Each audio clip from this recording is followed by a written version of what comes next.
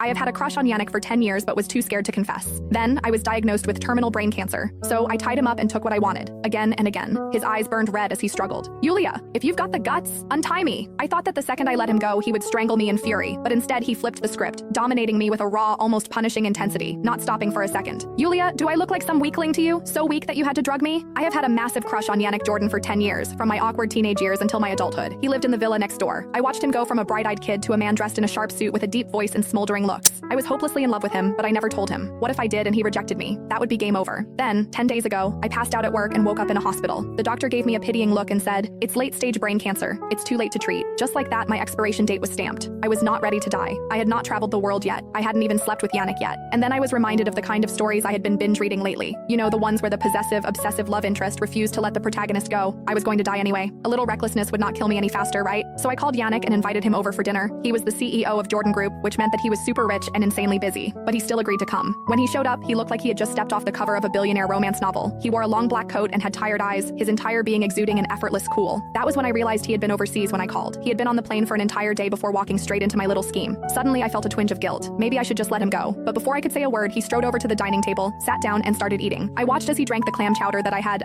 doctored a little. He raised an eyebrow at me mid-sip. "It's been a while. Your cooking has improved." Yeah, no kidding. Because it was takeout from the best restaurant in town. Why takeout? Because if I had cooked, it would have been so bad he wouldn't eat enough for my plan to work. By the time I grabbed a bowl from the kitchen, he was already looking a little woozy. I bit my lip. "Tired? Want to lie down?" He nodded. "I'm a little dizzy." "Take a rest then." We had known each other forever, so trust was not an issue. Hence, he followed me to the guest room without a second thought. Yannick was out cold. I struggled to peel off his coat, my fingers brushing against the crisp white fabric of his dress shirt. Beneath it, I could just barely make out the contours of his body. I swallowed, my throat suddenly dry as my pulse hammered against my ribs. But in the end, I lost my nerve. Instead, I rummaged through my closet and pulled out a collection of silk ties, ones I had bought for him over the years but never dared to give him. Well, tonight, they were finally going to serve a purpose. Carefully, I wrapped them around his wrists and ankles, securing him to the bed. By the time I was done, exhaustion hit me, and I collapsed onto the edge of the mattress. I lifted my gaze. I saw that Yannick's face was calm, his breathing steady. Right now, he looked so peaceful. But I knew that the moment he woke up, he would be furious. Just like the last time when his mother casually suggested that we should just get married, he was annoyed. I let my eyes linger on his face, memorizing every detail. I did not have much time left. In a few days, I would not get to see him ever again. I had spent my whole life being good and selfless.